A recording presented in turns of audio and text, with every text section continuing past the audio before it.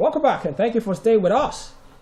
My guest is a development strategist, partnership officer of Power, that's Prisoners Rehabilitation and Welfare Action. He's also a public affairs analyst.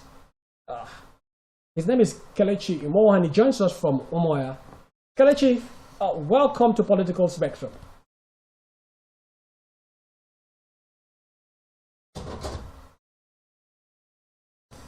Kelechi, can you hear us?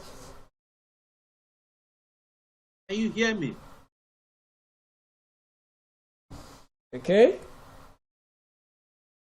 Kelechi, if you can hear as well, I can hear you. Look at what's playing out in the country. First of all, let's just take a look at what happened last weekend in Aba, where 5 soldiers lost their life in the line of duty and left behind widows and orphans.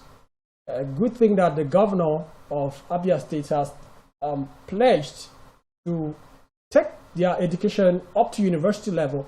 But we also saw Deputy Speaker, they're coming in with some other support group, donating about 10 million naira to help them. Let's have your reaction on what happened and what the atmosphere of Aba and the environment is like today. Okay, first I must condole with the families of the gallant soldiers who lost their lives. It was quite unfortunate that this incident happened on that day. Nobody saw it coming. These were officers and men on duty, and some unknown persons came and murdered them into. The state has actually stepped in, and I think there is a 5 million naira bounty for any individual who can process any useful information that can lead their arrest. For the city of Aba, it's been a bit of carefulness, if I should use that word. There are a lot of military checkpoints taking people who are moving from one direction to another, kind of such. But as you know, this kind of things are expected. As you know, can you hear me very well? Yeah, I can hear you. I can hear you. Good. Okay, as you know, this kind of situation is expected whenever things like this happen. But I also plead that, just like the speaker, just like the deputy speaker, right, said that there will be a non-kinetic approach to this. Yeah.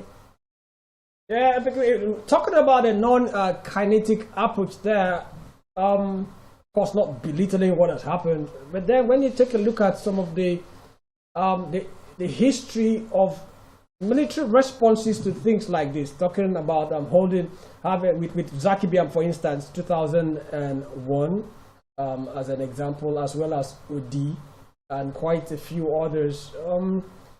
Perhaps it's a good call to talk about non-kinetic responses from the military. But then again, the military will also come out and say they are professional and they are carrying out investigation to make sure that nobody who is innocent is hurt in the process.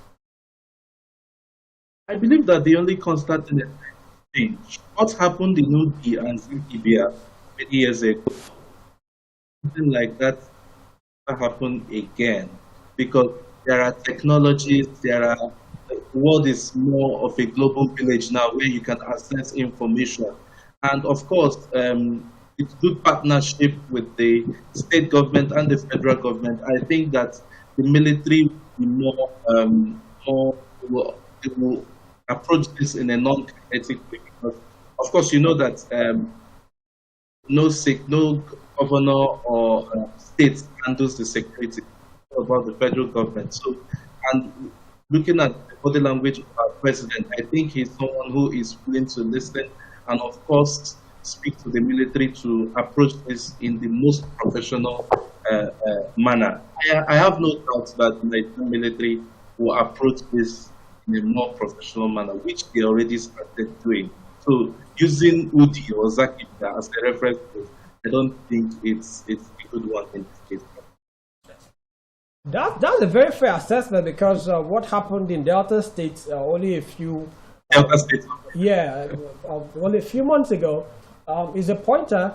It was another very sad incident where we saw some action against the military. But isn't this becoming too frequent and worrisome that our bright and our brave ones are being subjected to this action particularly by non-state actors who are exacerbating the security situation in the country?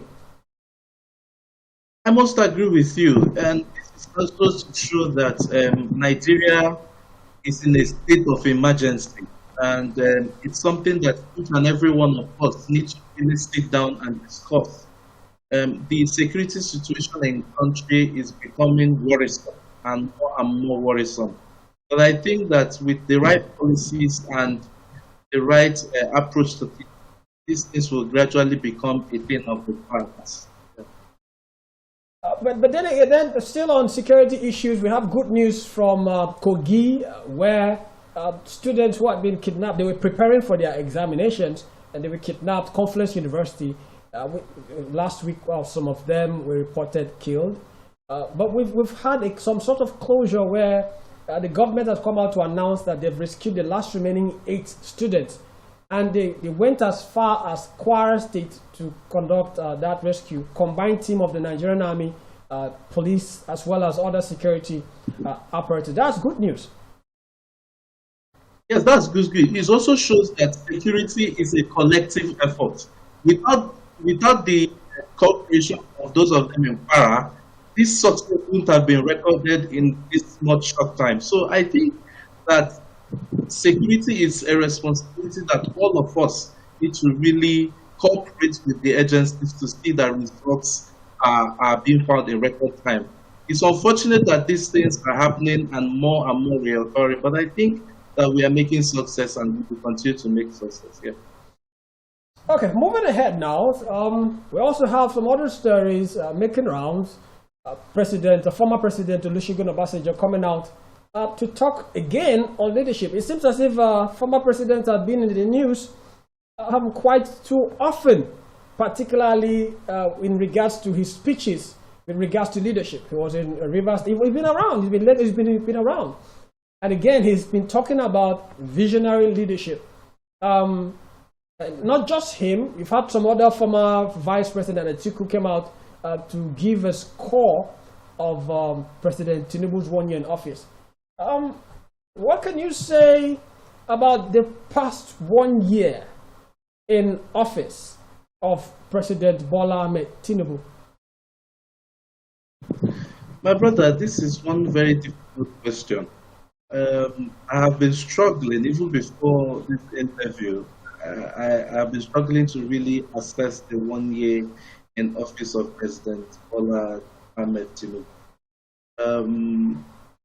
I would want to say this, that everything rises and falls on leadership, and on this lies the head or wears the crown.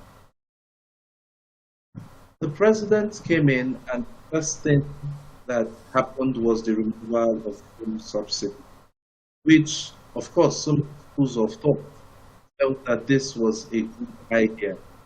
We were also told we should be ready to exercise some patience, that some of these things will normalize with time.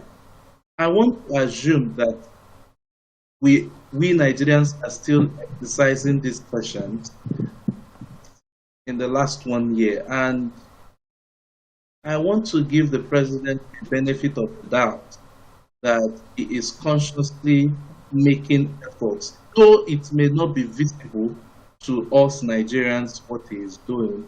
But I think that if we give him some more time with the right economic policy, we can get results. For now, it's actually difficult for me to really assess him because, to be honest, there is hardship in the land.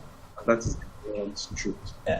The icon president Mr. Innocent Okwoso, he came out and said, look, the policies are not necessarily the problem in his estimation. The policies aren't necessarily the problem. Rather, it's the implementation, the timing, and which this sentiment has been echoed by quite a number of other people. Even the Emir of Kano came out to say, okay, yeah? I agree. The timing is always very important. Timing is always very important. But if that speech of Mr. President when he into office, removing the subsidy, I think I had a lot of problems with that. Timing is so wrong. But we are in it, and I want to believe that the president has the best advisors around him, and he too, having governed a state like Lagos, which can be called like country, he knows what he is doing. So for me, I want to give him the benefit of the doubt. That's just the way I put it. To the federal government's credit, when they came out to say, okay, even last year, before Adam Oshimole had been saying Nigeria had been broke.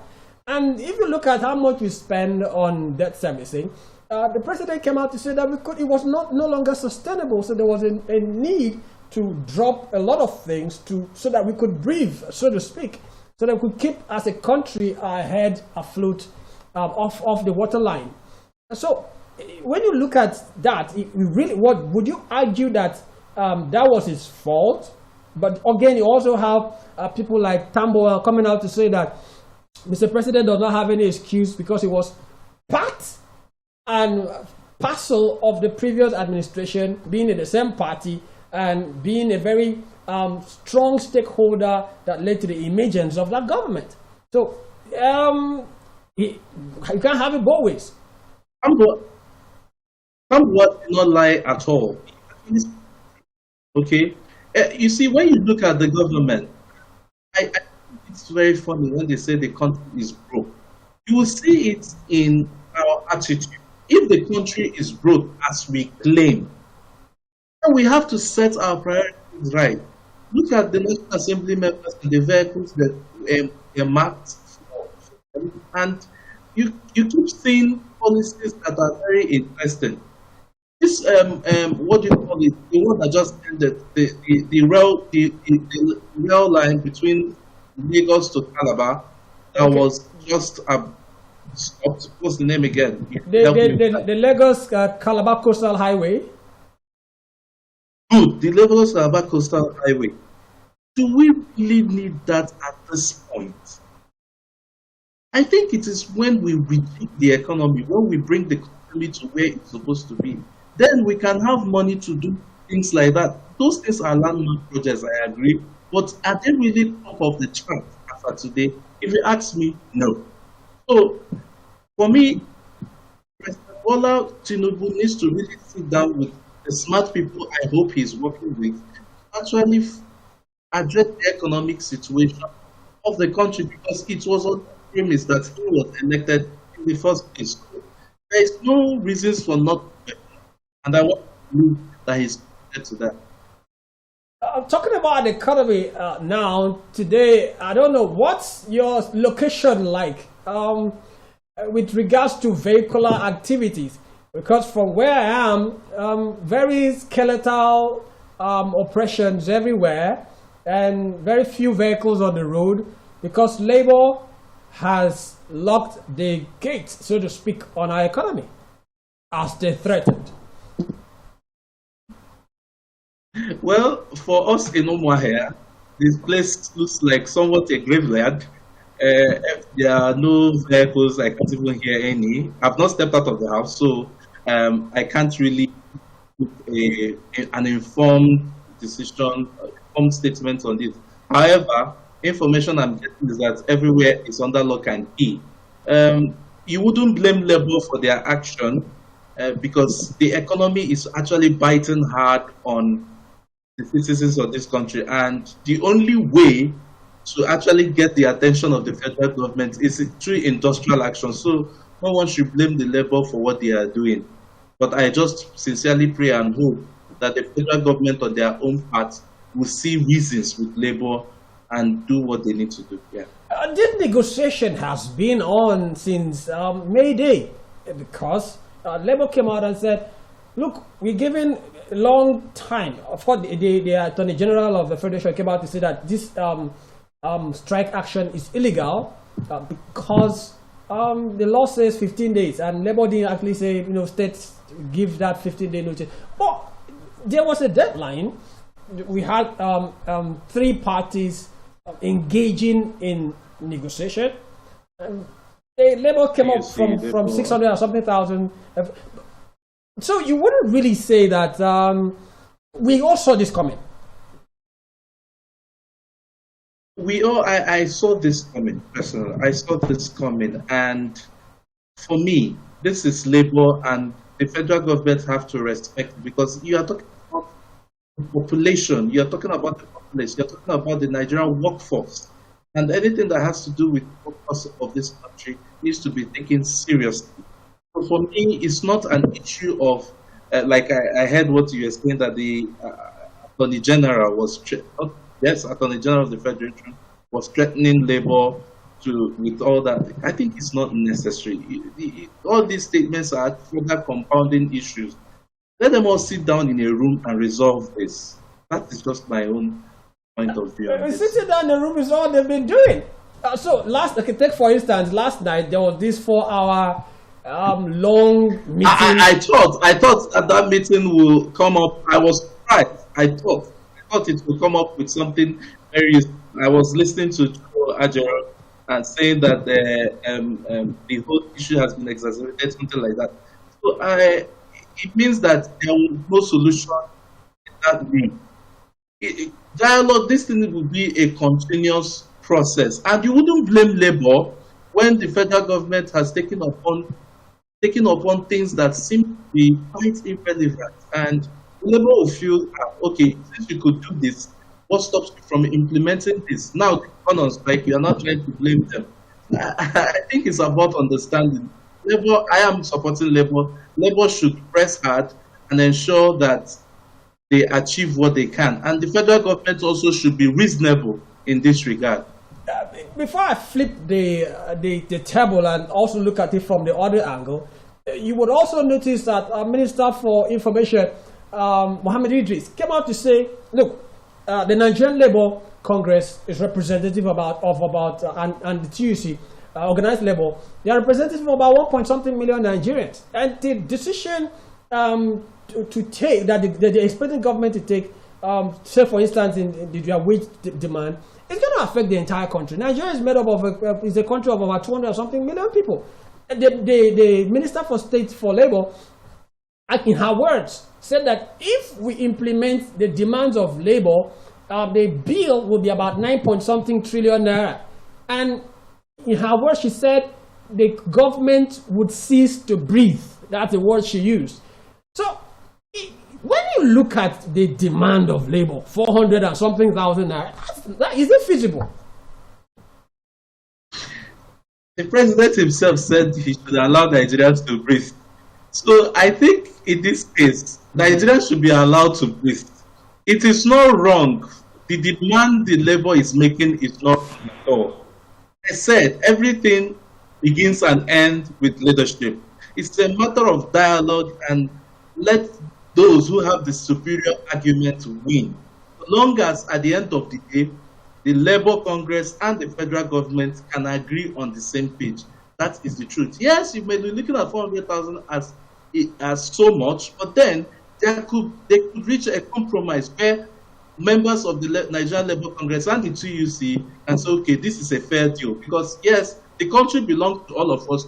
Nobody wants to shoot himself on the leg, because whatever that happens to Nigeria Labour Congress happens to Nigerians, and whatever that happens to the government also happens to Nigerians. So I think that the industrial action is the right one. However, I sincerely hope that wisdom will prevail from the two parties. Yeah. Turning now to the side of the government, you would let's take a look at how long it took to fly in the new national anthem. That was a priority for them, but Labour had been having this conversation with Labour for a month, at least a month, but they're not even counting what they started from last year, because last year they already started, talking about things like this. But at least in this particular state of the negotiation, 1 month, you see, it's as if President Bola Tinubu came out to say it was his dream, it's a priority for him. But negotiations like having Labour have a fair wage, or what they call it, a living wage, because they say they can't live on this wage. It seems as if the federal government has misplaced priorities, you see? Well, if that's the best way to put it, that's fine. If you remember, when we started this interview, I said it's about priorities of the federal government. Talking about the national anthem, that was a very funny one, because up to today, I'm still trying to have a grasp of what we are doing currently in the country, because it's the whole drama is so much. Now, federal government needs to realize that workers' welfare is the top priority for them, and they should handle this matter with wisdom and the priority and importance it solely deserves. I know that this president will make this a top priority by sitting down with Nigerian Labour Congress and resolving this issue within a record time. If possible, let them flight the same energy that was put into adopting the ancient now new national anthem. They should use the same energy. You call it ancient now new. I've not heard that one before. Yeah.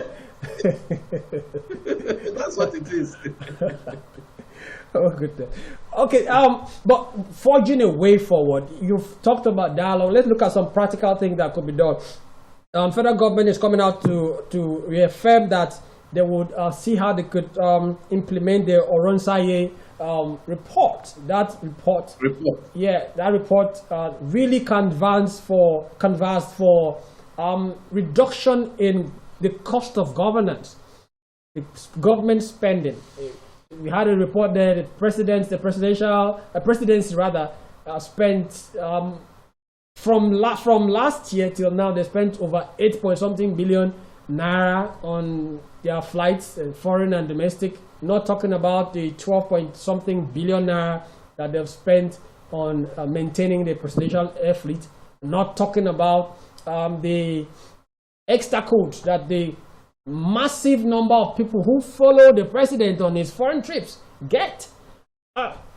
When you see this, those who come to equity must come with clean hands, and perhaps that's the reason why Labour is not taking the federal government very seriously. That is why we are saying the same thing. Obvious. It's about priorities.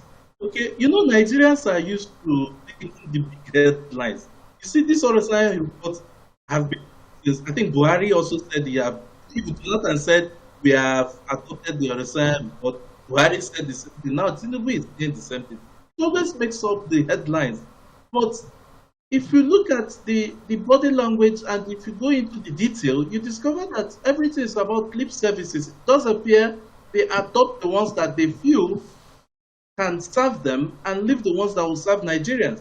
But that's not supposed to be so. You wouldn't blame, in good conscience, you won't blame the Labour Congress for embarking on this strike, because it does appear that what the federal government is interested in is not what Nigerians are interested in. And even when we shout and complain, little or nothing is done about it. But I sincerely hope that this strike will stand as a wake-up call to the federal government to prioritize their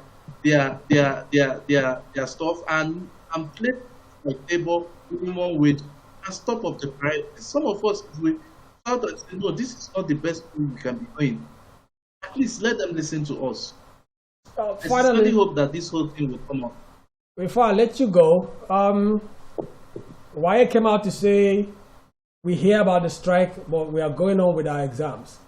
I've noticed that some schools, quite a number of schools have turned back their pupils and their students.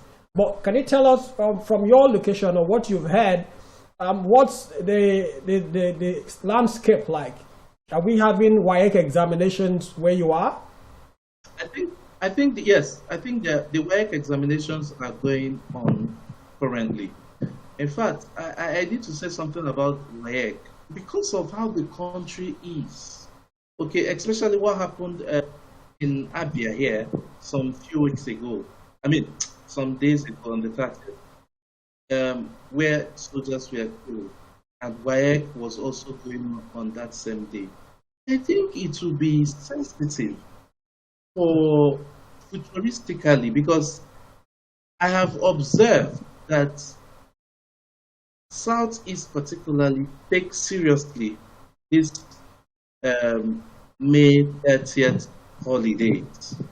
I think futuristically, WAEC should take cognizance of this particular day for security and safety of the students and postpone the WAEC to a later date, maybe on the 1st or depending, to accommodate so that we don't have to risk the lives of our future from careless people or unknown persons who are just, I don't know the word to use. So this is just what I would say in that regard. But considering this particular one, I think WAEC is going on, not minding that labor is on. It's left for labor to decide on that. I have no opinion. Let me pick up on that point you just made before. You talked about May 30th. That should be the Biafra Heroes Day, I guess. Yeah. But some other people would say, yes, of course, we take note of. There will be clamors that should be made a national holiday to take a look at what happened in the Civil War. A very dicey topic. But others would say we have an entire country. We can't just allow one sub-region to dictate what we should do. This WAEC, for instance, is not just a Nigerian examination body. It's a West African examination body.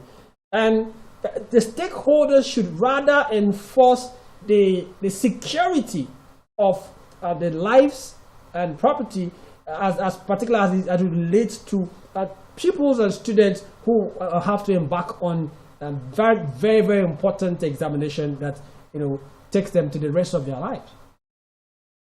For years, stakeholders have been trying to do this issue, and it does appear it's not yielding results. Why not we try to do it the other way around? Because we're talking about human lives. How would it sound that on a day like that? Because the unfortunate thing in this whole thing is that it's happening only in the southeast and some part of South region. We need to be considerate in this discussion. I always don't like talking about it because of the dicey nature of it. However, I think that the only way to allow rule is by carefully avoiding some certain things, not because you are running away from issues, but you are trying to protect lives, because lives are involved. Look at how those soldiers absolutely did nothing. Nothing was their crime. Their only crime was that they were securing people at their duty point. Unprovoked, they lost their lives. I can't begin to imagine what those families are passing through currently, because we have only one life to live. Those officers and men woke up that morning going to work just like you woke up this morning coming to the studio, not knowing that they will go home, that they will not go home to their family in mourning. Their children are now fatherless. So I think that things should not keep happening for us to learn. This needs to be approached with a lot of diplomacy and common sense. Okay, there. Thank you. That's Kelechi Moore. Kelechi is a development strategist, a partnership officer for Power, and also a public analyst. Joining us from Umoya. Thank you for your thoughts and your contribution to the program. I hope that we can have you again some other day to talk about some of these issues as they unravel. Thank you for joining us. Thank you, my brother. Thank you. Well, that's the size of our package today. I heard what we heard what Kelechi said there. This idea of perhaps Spartan shirt. I have taken a look at the 30th May as a day that we should make free, so to speak, of some of these national programs like examinations. That again on this cause the security, the dark security envelope or shadow that seems to have covered the country. Because if you go to the north, you also have a situation where people are students are targeted. They are targeted and kidnapped, and so you have some of the world's largest out of school population, Nigeria.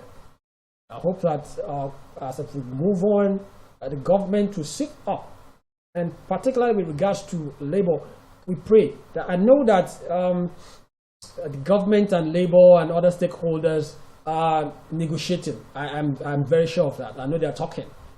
And my prayer is that whatever they're talking about will yield substantial report, an outcome that would benefit everybody. Because just shutting down just one day is costing the country a whole lot. We've slided to fourth largest economy in Africa from our height of #1. So we've slided, and we can't afford this strike. I've said that for weeks. We cannot afford this strike. My prayer is that by tomorrow, cooler heads would have prevailed and we'll come out of this. Thank you for staying with us on Political Spectrum today. Tomorrow, we'll have another package for you, and we hope that you join us. I hope you also enjoy the rest of our programs from Spectrum Television. Thank you. My name is Ifyok Moek.